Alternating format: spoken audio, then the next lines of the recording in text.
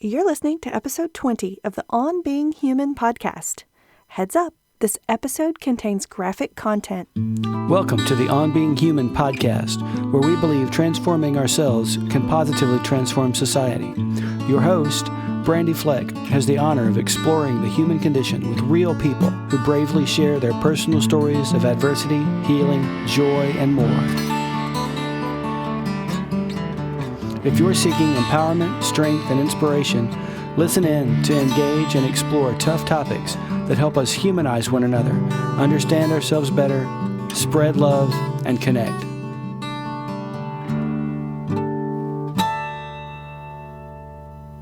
This week's guest is Fran Cooper Van Allen, a hospice nurse for 20 years. She's now semi-retired and does caregiving for the elderly. She's a wife, a mother, an administrator for an Al-Anon and Nar-Anon support group. Fran lives on a hobby farm in Georgia, is an avid gardener, and is interested in beekeeping and yoga. She reads, writes, and crafts. Fran is such a kind and joyful person. Today, she has learned how to take care of herself before taking care of everybody else. She has a beautiful life and healthy relationships. She loves life and giving back to society. Fran has a message you'll want to hear, and it really resonated with me. It's, no matter what adversity you've been through, you can pull yourself up and better yourself. Fran grew up in an alcoholic home, experienced loved ones committing suicide, and finding a chaotic marriage that was familiar. Fran is an amazing example of healing from those experiences, letting go of what she can't control, and creating a beautiful life that she loves. In this episode, in order for Fran to give the most helpful examples, she was very honest about her life. We had a very genuine, candid conversation about her experiences with loving alcoholics and addicts and its painful impact. And I'm so grateful Fran was so generous with her story. But in Al-Anon and Nar-Anon, when you're dealing with addiction and recovery, anonymity is very important. So Fran could be as honest as possible with personal stories that are extremely helpful for myself and others. We decided to bleep out names and identifying information regarding her qualifier. A qualifier is someone who you love and are close to who is going through or who has gone through addiction that qualifies you to be part of Al-Anon or Nar-Anon. That said, let's dive in to learn from Fran's story of hope and truly be inspired. Hi, Fran. Welcome to the show. I am so excited to have you here today. You are just a wealth of knowledge on some of these topics we're going to dive into. How are you doing today? I'm doing really well. How about you? I'm great. Thank you. So for our listeners, they need to know that you're a nurse, a wife, a mother. You're an administrator for an online Al-Anon, Nar-Anon support group. And like I said, just a wealth of knowledge when it comes to several really important topics in our society. So I'd love to let our listeners get to know you before we dive into those. And can you tell us, what is your life like today? Well, I'm really excited to be here. I really appreciate you having me. Like you said, I'm a semi-retired hospice nurse. I was a nurse for 20 years, and retirement is not for me, so I also am a caregiver 4 days a week. I have 2 little clients that I take care of and spend time with, and I live on this adorable little hobby farm with my husband and son and his girlfriend, and they're expecting a baby, and that'll be my 3rd grandchild. Congratulations. No, I'm really excited about that. That'll be September. So on the farm, we have alpacas and chickens, and soon we're going to get baby goats. So we encourage people to come visit us and take pictures and stuff. That is really cool. Yeah, it's really neat. It's really a beautiful place. We also have 5 dogs, unless you count the next door neighbor's dogs, and they have 3. So sometimes there'll be 8 dogs here. Okay. And we have 1 cat, and he's our heart. He's a little black cat that we got from the pound. So that's my house. I am also an avid gardener, and I'm always trying to plant edible landscape in with my ornamental things because I want to be able to eat what I grow and know where my food comes from. So I've got weird stuff planted, like I planted some tea camellias last weekend. I didn't know that black tea comes from a camellia bush. So I have that planted. I've been a beekeeper. I hope again to attract some bees to the backyard. Ooh. And yeah, they're really fun. An amazing, amazing creature. I play around with yoga. So I stretch. I'm almost 60, so I'm trying really hard to take care of my body. Mm-hmm. I eat as much organic as I can. I read, I write, I craft, and I have probably 3 books going right now that may or may not get published. But Awesome. so that's my life. That's my life. I didn't know that. I would love to hear about your book sometime. That's really cool. I would love to share them with you. Awesome. Okay, well, that's all really interesting, especially the farm. I had no idea. Yeah, so for the last couple of years, you mentioned that you are a caretaker for 2 clients, and these are senior citizens. Right. Okay, and so you provide, from what I understand, company, like housekeeping, gardening, meal preparation. Can you tell us about that and the importance of the companionship aspect of it? I've worked with dementia and geriatric patients my entire nursing career, and my mother was 40 when she had me, so I was raised by older people, so they have a special place in my heart. But as your loved one gets older, their world begins to shrink, and if you pay attention to all the things that you do independently, it gets smaller very slowly and incrementally. You get creaky, your back hurts, your eyes go, you can't hear, and then you have to stop driving, and then you have to stop shopping for yourself. So your world gets smaller and smaller and smaller. And so a lot of them end up homebound, and again, they don't drive, which really limits how independent they can be. Sure. Just having somebody that's not family to go in and spend time with an elderly person, it gives them a different perspective. It's somebody besides their family that they can visit with. Mm-hmm. I have 2 very different clients. One requires a lot of supervision because she doesn't understand her limitations, and she'll try to pick up something off the floor and fall and break her hip. So safety is a huge issue because, again, these people are independent. They have their own homes and jobs, Mm-hmm. and they want to continue being independent, and it's really hard on them. So having someone around for companionship and supervision for safety it's really important. Gotcha. Also, yeah, the family. The problem in our country with this with paid companions is that if somebody doesn't have money, if they're destitute, the family has to provide that care. Yeah. And the family's already super stressed, because grandma can't see anymore, and she's peeing on herself, and she gets food all over when she eats, and Jenny had to stay out of school last weekend because grandma had the flu, and somebody had to go to church. It's really hard for people that don't have the money to take care of their loved ones or pay to have somebody else help them. Yeah. Yeah. So with my situations, my families are just as stressed as anybody else. And luckily I can go in there and give them some peace of mind by being in the home. And plus, if there is a fall, having somebody right there is really important, because if an elderly person falls and lies there for a while, it can cause all kind of other bad things to happen. So Okay. not a good thing. Yeah. Yeah, so you just touched on something that crosses my mind from time to time, and it's that society doesn't seem like it's really set up for aging folks. And it's like with the systems we have in place for our families who have to work full time, and pretty much everybody has to work full time these days, it's very hard to take care of those we love, whether they're young or older or they're sick and in need. It's just very difficult. It is, and it's expensive, and people don't understand that if you put Granny in a nursing home, you got to pay for it. There's not any kind of a federal program that's going to pay for her to be in the nursing home, not for long term, unless she becomes destitute, and that's unfortunate. So that's a whole nother discussion for another day. But there's nothing to take care of our elderly folks. Mm-hmm. And Medicare only pays so much, and they do not pay for nursing home placement or long-term care. So like long-term care insurance is a really good thing to invest in if you can do it. Okay. Yeah, it'll pay for sitters and such. That's good to know. Yeah. That'll be a good takeaway that I will list in the show notes for our listeners for sure. So I want to ask you, what does that companionship do for you? It brings me so much joy.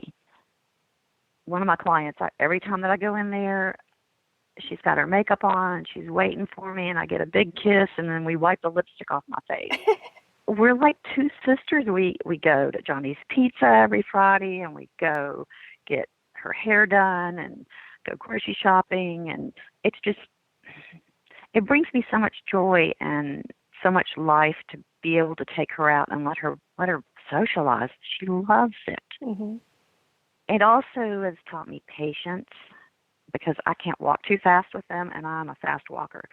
So I have to slow down and really, be there and not rush anybody. Also, I've learned to anticipate someone else's needs. I already did that anyway with my kids, Mm-hmm. but you have to do that sometimes with, especially with dementia patients, because sometimes they can't put in words what they need, and you have to figure it out. Yeah. Okay. A lot, and it keeps me tolerant, because I have to go to church sometimes, and it's not the church that I go to, and so it teaches me tolerance of other people's beliefs that are different from me. Sometimes I don't have to say what I think. Yeah. That's a really interesting perspective. Yeah, I didn't expect that to be a benefit of this, but that's awesome. Yeah, it's pretty cool. Also, I have learned to enjoy the moment and dance if I feel like dancing, and wear lipstick whenever you go out. And always make sure that you put on your face cream. Do they tell you that, or is that just something you picked up? No, but that is just something that they do. Okay. Like, I only got a half a jar, so we need to go to the store. All right. Okay. So I know you aren't currently nursing now, but you've cared for people in hospice for about 20 years, that you mentioned earlier. So what inspired you to become a hospice nurse in the beginning? Well, I originally went into nursing just so I could support my family. I really didn't want to be a nurse, but someone talked me into it. Okay. And yeah, as I went through different rotations, I was in North Carolina, in Wilmington, North Carolina, at one of the best nursing schools ever. I was so blessed to be there. But the hospice in that town is phenomenal, and I went to their freestanding hospice house and was so touched by the interactions between the patients and the nurses and then the families, and I saw how much help it gave everybody at such a really rough time. So I thought I might like that, since I had been through a lot of death and dying as a young child. So we had moved to Houston, Texas, and it turned out that the only people that would hire me was a small hospice, because I started looking for jobs in August, and they'd already hired all their new hires for the year. So I landed a job with a hospice, and that's how I ended up there. Okay. And then you ended up staying there for quite a while. Was it just, do you think it ended up being a calling? I do. In that small hospice, I was one of the 2 RNs, which meant that we did everything. Like if somebody died at 3 o'clock in the morning, we had to go do the pronouncement. We had to take care of the body. We had to call the funeral home. We had to comfort the family. Mm-hmm. So I learned really fast how to deal with these really difficult situations. But I fell in love with it because I didn't have to do futile treatments on someone that was not going to get better, and that really went against my morals and my heart. I think our bodies are intended to wear out, Mm-hmm. and we're going to die. And giving a blood transfusion to a 98-year-old woman that's not going to live, to me, is not humane. And so in hospice, they don't do things like that. They just help that 98-year-old have a peaceful death. And so it just really touched my heart. It's so spiritual and beautiful, and I was a huge part in being able to relieve some miserable suffering people, and that's super important also. Wow. I liked having one patient at a time, too, because I could give that patient everything that they needed. And then the hospice teams are super important and supportive. It's a doctor and a nurse and a chaplain, a social worker and an aide, and possibly volunteers. And you become family, and you're taking care of these people in this very special time. Yeah. So it became my heart. I love that. Thanks. Yeah, it's really cool to hear. I've not been in that situation. My grandmother, we called in hospice for her, and she was only on it for maybe not even a week. And, Mm-hmm. so I've experienced that one time, but I haven't, been around it too much. So to hear that it's very spiritual and that Mm-hmm. it's relieving suffering, that's great. I mean, it's great to hear. I'm glad to let people know about it and that you're sharing this with us. Hospice is something that's horribly underused in this country, and it should be for the last 6 months of someone's life, not the last 6 minutes or the last 6 days. And that's something that has not changed in the almost 25 years that I've been a nurse. So Gotcha. Okay. yeah. Well, we are going to do a whole nother episode on hospice and understanding it. So this was just a little intro to that. But you touched on that you've learned to deal with difficult situations very quickly in the hospice. And you also touched on that you experienced quite a bit of death and dying when you were younger. So can you tell us, we're going to transition into those experiences, and can you tell us about what your life was like growing up and what is your life story basically? All right. Got your seatbelt on? Yes, ma'am. My mama and daddy were older. Mama was 40 and daddy was 45, and I was the first child. Then I have a sister that's 3 years younger, and we were financially comfortable, but my mom was an alcoholic. And like I said, I never wanted for anything. I went to a private school. I had a new car when I was 15.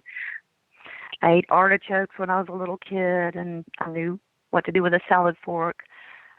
Mom and Daddy had parties, cocktail parties, and they had a saw business. They manufactured circular saws for lumber mills. And so we had a good life. We'd go to church on Sunday. We'd walk home to Mama's house. We'd have pound cake and just a nice little life. Yeah, it was beautiful. I had a group of girls in our neighborhood, and I'm still friends with 2 of them. So I've known one of them for 60 years. And like I said, my mom was an alcoholic. Okay. So when I was about 10 years old, I asked her to stop drinking. And she had convinced herself that I didn't know that she drank, and of course I did. Mm-hmm. So that night, she attempted suicide. Oh. Yeah, and she survived, and it was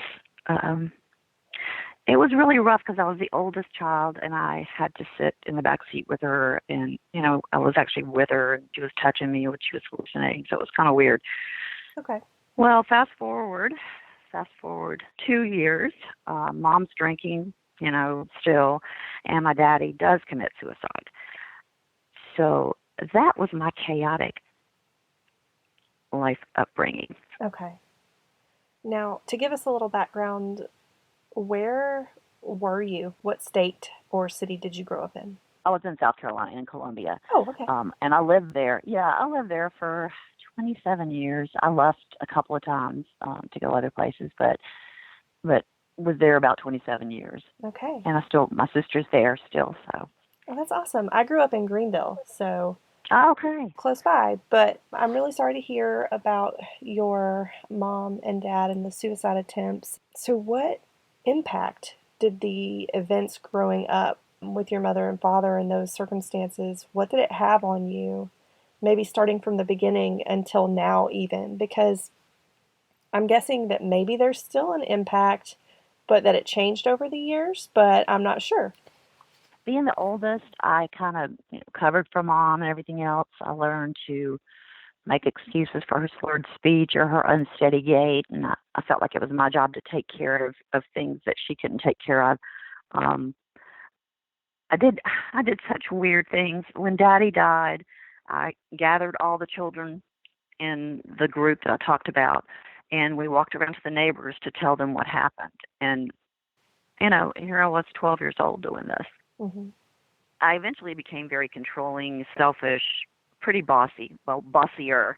Okay. Because everybody that knows me will tell you I'm the bossy one in the neighborhood. I felt like it was my job to run things. I did lots and lots of irresponsible things. Had a Camaro when I was a sophomore in high school, and put a bunch of people in it. Then I had some more people want to go with us, put them in the trunk, and went speeding down the road and got a ticket for going 90 miles an hour. So just like off the rails. Had a boyfriend. I was 15 and he was 18. I altered my driver's license so I could get into bars. Mm-hmm. One night I was drunk, and I ended up in a place that I shouldn't have been, and I was gang raped. Oh, wow. Yeah, it's all this chaos. All this chaos is from not having any kind of structure or safety in my home growing up. It's just bizarre. So at 17, I got married. I divorced a year later. And then 10 years later, after I had moved to California, North Carolina, and then back to South Carolina, I met my children's father. And we ended up in Houston, and then we eventually divorced. He was also an alcoholic. Okay. So, I stayed in Houston. I then ended up getting married again, and we moved to California. A year later, we came back home. When we got back to Houston, it's like our lives just imploded. So, but they're calm now, and I'm finally taking control of my life. Had to learn to take care of myself before everybody else. Gotcha. Wow. I know you didn't know what you were getting into. That's a huge impact, and I think it's really important to point out to people that even good people who, have these things happen to them early on, it impacts your ability to make decisions, it impacts your ability to relate to other people, and I think that, wow, I don't know where I'm going with that other than... It's true. Yeah. A stable childhood is super important if it's possible, but, Yeah. But the thing is, no matter what kind of adversity you come from, and no matter what kind of stuff has happened to you, you can pull yourself up, and you can better yourself. Because I ended up going to school, nursing school, with 3 kids, and had a beautiful nursing career. And now I have this beautiful life. So, it's possible. Exactly. And that's why I'm so glad that you're sharing, because it is possible even in the times that it doesn't seem like it is. Yeah. So why do you think that you ended up marrying an alcoholic? I'm sure because it's comfortable. Oh, okay. Yeah, Mom was an alcoholic, and so I can't talk to people who have not experienced alcoholism or more so addiction unless they have also experienced it. They can't get it. They don't understand it.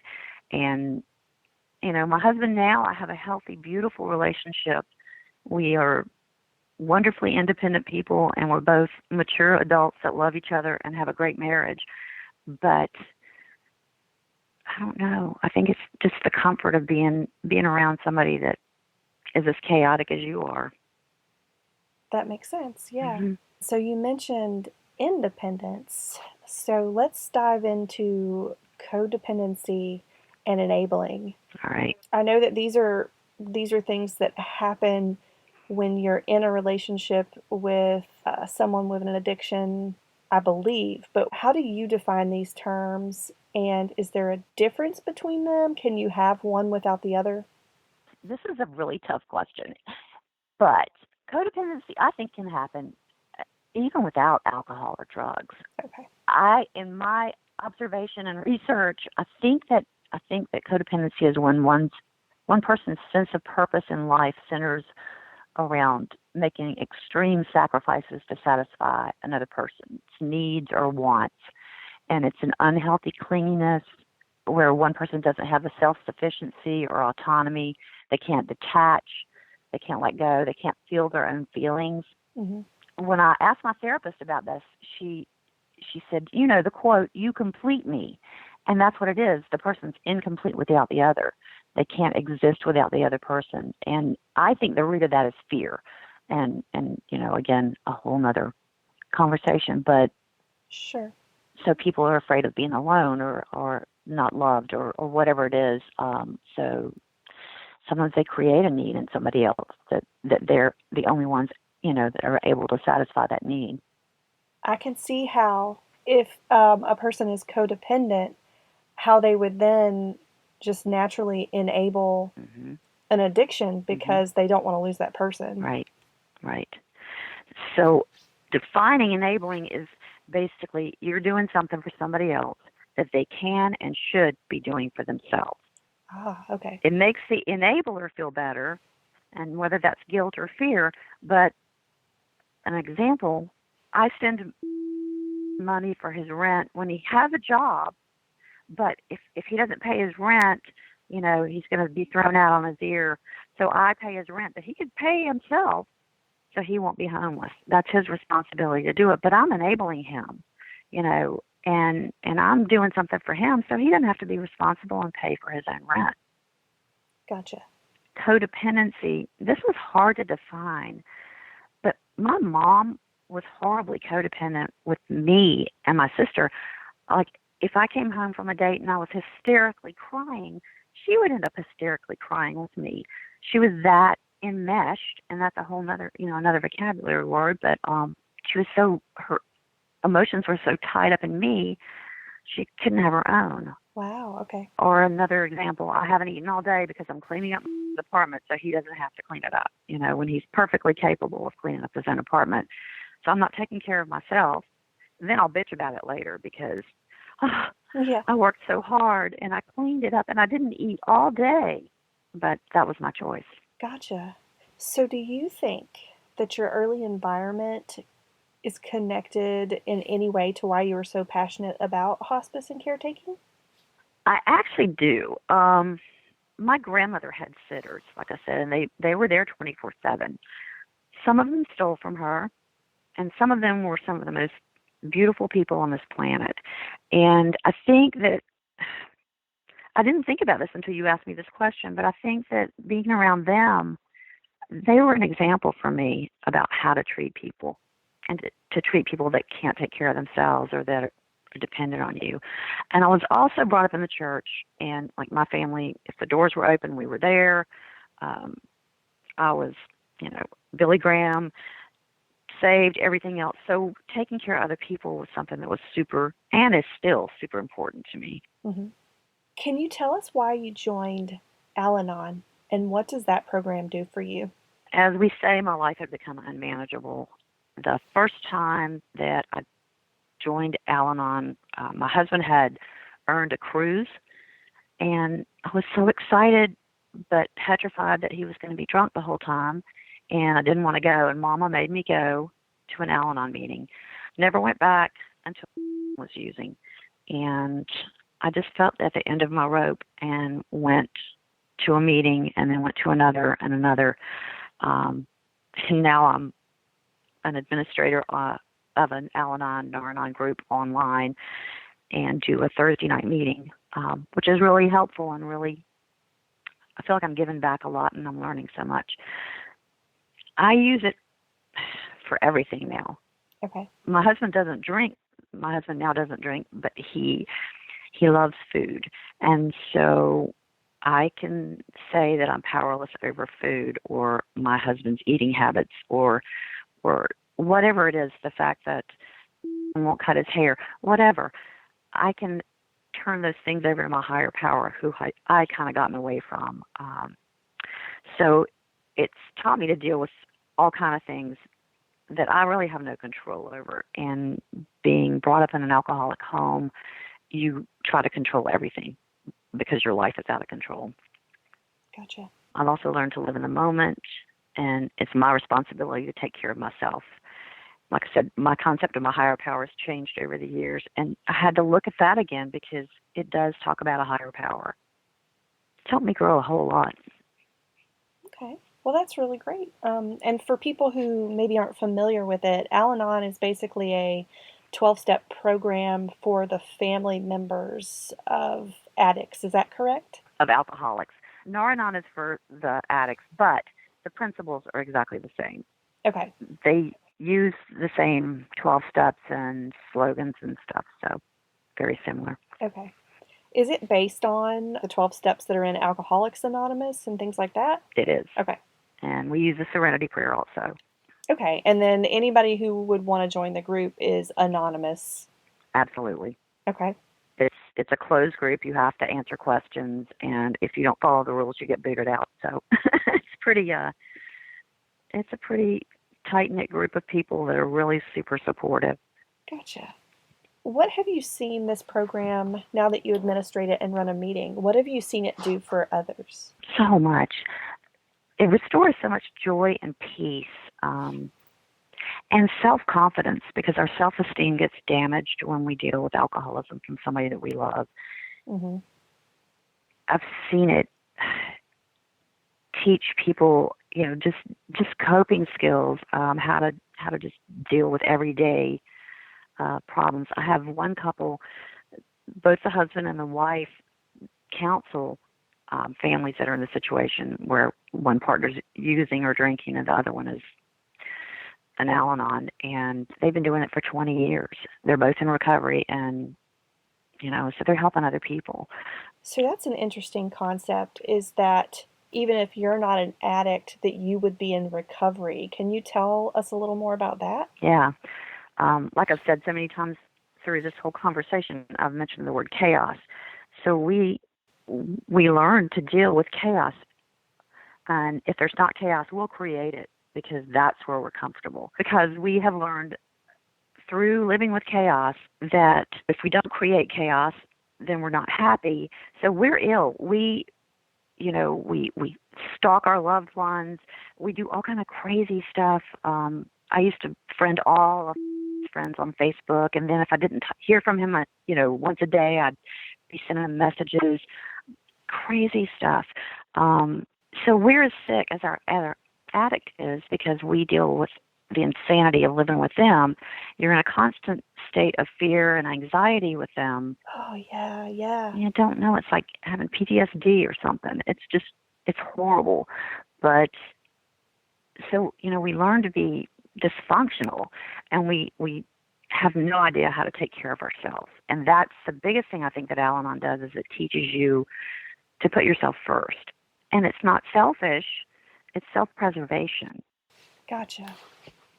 Wow, it's so interesting to hear these things, because growing up with an alcoholic myself, I didn't realize that some of the things that I've done over the years were necessarily because of that, but it really makes sense listening to the things you've said. So, again, thank you. You're welcome. What have you learned about addiction and addicts through all this? At first I was so pissed.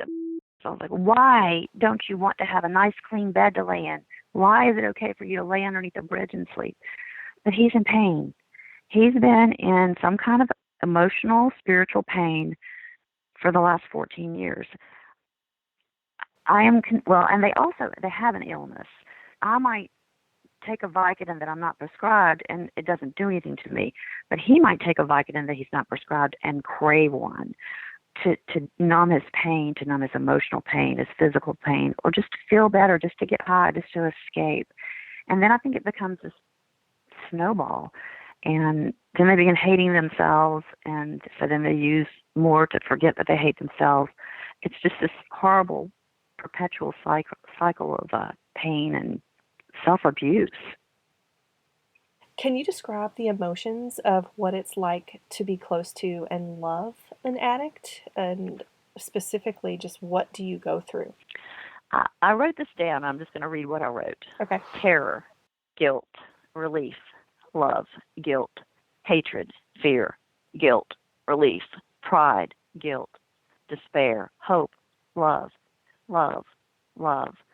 When I finally decided that I could not control and all I could do was to love him, I started feeling better. But I got physically ill. After so long, I have horrible stomach issues. Just the constant roller coaster of all those emotions. you live in fear of that phone call in the middle of the night. Yes.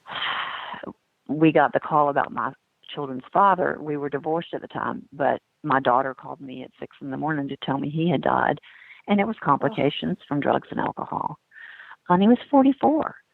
And then I get a video from a girlfriend of him having CPR done when he overdosed on heroin. Oh, my God. But, so it's like this insane, and it seems like addicts and alcoholics, they're so full of rage and hatred, and they lash out at the people they love so much, and we just catch it. Right now he's alive, he's thriving, he's okay, working through his pain. He's in a methadone program, and he's with a psychiatrist. He's doing really well, but he's having to learn what it feels like to have feelings and to feel them, So through all that hell, I'm really grateful for his recovery, and I'm very hopeful for his future. That's great. And I think what you just read was really powerful, especially the love at the end. That's a great takeaway for listeners. You also mentioned sort of the concept of detaching earlier when we were talking about codependency. I know that detachment is a concept that people in Al-Anon talk about. Can you tell us what that is, and is it effective? I do think it's effective, and I'm going to read what Al-Anon says about it. Okay. It says, detachment is neither kind nor unkind. It does not imply judgment or condemnation of the person or situation from which we are detaching. Separating ourselves from the adverse effects of another person's alcoholism or whatever behavior can be a means of detaching. This does not necessarily require physical separation. Detachment can help us look at our situations realistically and objectively. Alcoholism is a family disease. Living with the effects of someone else's drinking is too devastating for most people to bear without help. In Al-Anon, we learn nothing we say or do can cause or stop someone else's drinking. We are not responsible for another person's disease or recovery from it. Detachment allows us to let go of our obsession with another's behavior and begin to lead happier and more manageable lives, lives with dignity and rights, lives guided by a power greater than ourselves. We can still love the person without liking the behavior. And that's from Al-Anon. Awesome. You can still love the person without liking the behavior. That's right. That's right. Is it possible to separate a behavior from a person? I think it is. I'll share another story of craziness from my life. The kids and I were held up at gunpoint with my father-in-law when we were in Wilmington, and we ended up, I identified them, they were in jail, and this is when we were going to the church all the time, and I would pray for those men every single night. I said, they're your brothers. They're other human beings, and they're your brothers. You have to love them, but you don't have to like what they did, and you don't have to like what they do. Wow. This is some really powerful stuff, Fran. Yeah. Okay. There's a reason for it, I guess. Yeah. It's like, I love you more than anything, but I don't like the choices that you've made, because those were choices he made to live like that. And he says that. Mm-hmm. And I loved him through the whole thing, and I still do, and I still will. But I don't have to like what he's doing at all. So, yeah, I can detach. Gotcha. Yeah. Are you able to apply the lessons that you've learned about detaching from addicts to the people you care for who are dying? Because I imagine it's difficult when patients pass and loved ones, when patients pass who you've cared for and maybe you've gotten close to, but then also when loved ones pass from addiction or I guess even suicide or some other thing, but is there a parallel with the coping skills required? I know that's a lot there in that question, but yeah, I think there is a parallel. The people that were dying prepared me to detach from my addict because I didn't do it. I didn't have any of these coping skills until I got ill. So detachment and not enabling didn't happen until really recently. So really my dying patients taught me more about attaching because as I go to care for them, as I meet them and shake their hand, I know that in 6 months or less, they're not going to be here, or I'm going to be, bathing them after they've passed away. Sure. That makes a lot of sense. Yeah, being able to detach from the folks, and I do get really close to them. I go through a lot with their families and them physically. Um, so I think that's helped me to be able to detach a bit. I don't know that I've mastered it, but. Okay. Well, I want to touch a little bit on both sides of the coin here with your professional life in nursing and your personal life. You are supporting families with coping with disease or the loss of a loved one, in a sense. And whether it's through caretaking, nursing, or Al Anon is where you offer the support. How do you recommend other folks and families deal with the grief that comes from losing a loved one? I think that being open and honest about your emotions and take them out and look at them. If you feel like crying, you sit down and have a good cry. If you feel like beating something up, go beat up a pillow. If you feel like cussing, do it. Don't shove your emotions, because if you shove your emotions, they're going to come out eventually in the form of heart disease or uh, stomach issues. Um, so I think that's one of the biggest things. And don't put a time limit on it. There is not a time for grief to be over. My dad's been gone since I was 12, and I'll be 60 in October. So I still grieve him. It's not anything like it was years ago, but it's still there. And it's part of me, and I need to take it out every now and then and look at it and honor it and feel it. Because if you don't have grief, you don't know happiness. It's kind of that yin and yang thing. Yeah. Yeah, it's interesting that you brought up you need to take it out every now and then and look at it, because a lot of people think, and even at one point in time I thought, this is a thing, you experience it, and once it's done, it's done. But really, it comes back. It's like waves that just come sometimes. Yep. And sometimes it's something will trigger you. Jingle Bells used to make me cry because Mama used to sing Jingle Bells and sing it off key. So I used to be standing in church crying when people are singing Jingle Bells. Oh, yeah. But it's like, it's okay. And when you have grief too, I thought about this. It means that you've loved somebody very deeply. You love them enough to miss them when you're separated from them. So, and also, I'm convinced that we see each other again. It's not a religious statement. It's a spiritual statement. We are spirit. We are soul. Mm-hmm. And that does not go away. It doesn't disappear. It doesn't just poof vanish. And I do think that we see each other again. And I know I'm going to see my mom and daddy and all the other people, I agree. Mm-hmm. Do you think that a person dealing with loving an alcoholic or an addict also experiences a form of loss and grief that they have to cope with? Absolutely. Absolutely. Okay. Yeah, I grieve a lot for him. Okay. Well, that makes sense too. Mm-hmm. Yeah. So, to take it up a little bit and end on a high note, can you give us some examples, anonymous of course, of positive outcomes where you've seen people with addiction turn their lives around through rehabilitation, and what happened? Well, I can share his story again. He is currently in a methadone program where he also receives psychiatric counseling, which is super, super important, because a lot of addicts and alcoholics are self-medicating for an undiagnosed mental illness.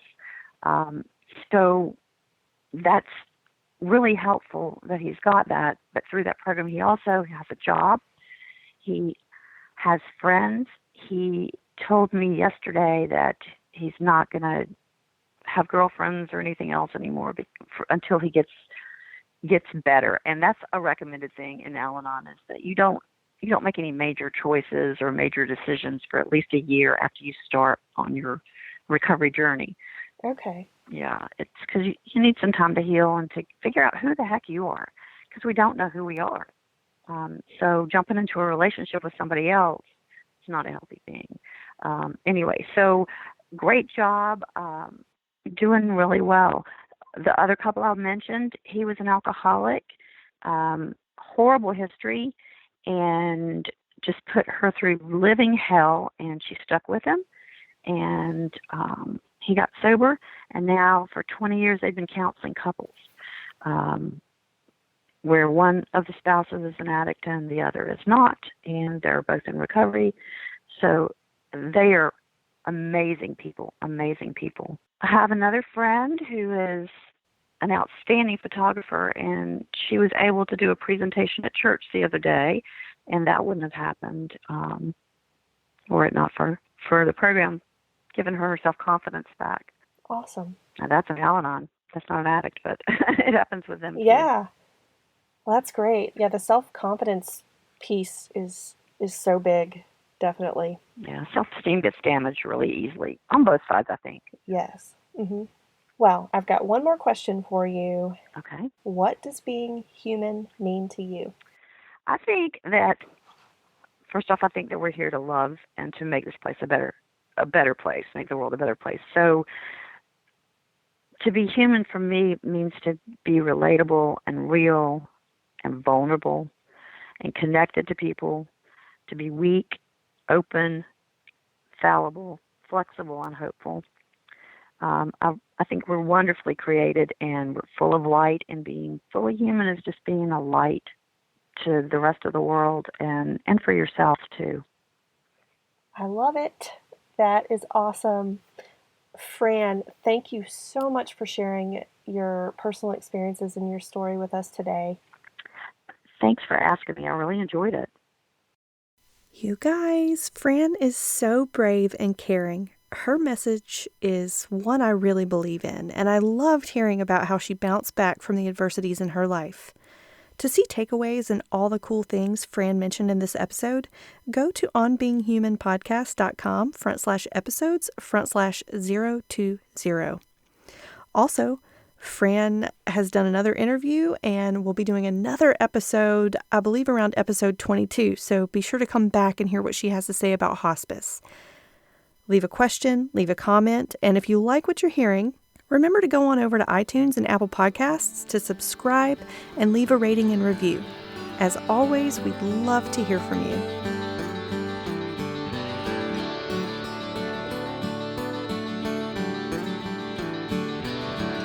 So there you have it. I hope you enjoyed this episode. Tune in weekly at onbeinghumanpodcast.com for more soul-exposing explorations of what it means to be human. Until next week, love to you all.